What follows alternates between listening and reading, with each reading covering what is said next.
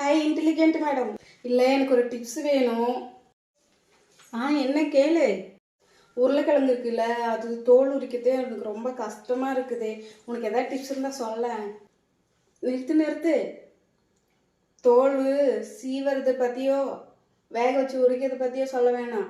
நீ சும்மாவே அந்த தோல் உரிக்காமையே அதை க்ளீன் பண்ணுறதுக்கு எனக்கு ஒரு டிப்ஸ் சொல்லு.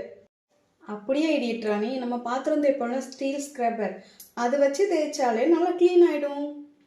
நான் உனக்கு டெமோ மாதிரி செஞ்சு காமிக்கிறேன்.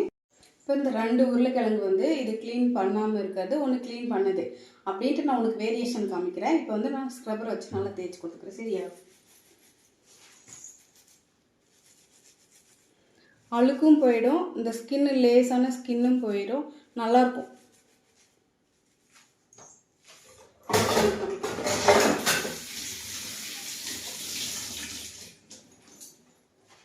இது க்ளீன் பண்ணாத உருளைக்கிழங்கு, இது க்ளீன் பண்ணுது. பாத்தியா, இது க்ளீன் பண்ணாமல் எப்படி இருக்குது, இது க்ளீன் பண்ணது எப்படி இருக்குன்ட்டு. நான் வேக வச்சு தோல் உரிக்கல, பீலர் வச்சும் தோல் சீவலை. உன்னோட உருளைக்கிழங்கு சூப்பர் ஆகிடுச்சு. அப்புறம் என்ன, இது போல் நீ ட்ரை பண்ணி பாரு. அட பரவாயில்ல, இவ்வளோ நல்லா க்ளீன் ஆகிருக்கு. சூப்பர். நானும் இது போல் இனிமேல் ட்ரை பண்ண போகிறேன். இன்டெலிஜென்ட் மேடம், நீங்கள் சூப்பராக சொல்லி தரீங்க இன்டெலிஜென்ட் மேடம். இது போல் யூஸ்ஃபுல்லான டிப்ஸுக்கு நம்ம சேனலை மறக்காமல் சப்ஸ்கிரைப் பண்ணிக்கோங்க, பெல் பட்டனை கிளிக் பண்ணிக்கோங்க. பாய்.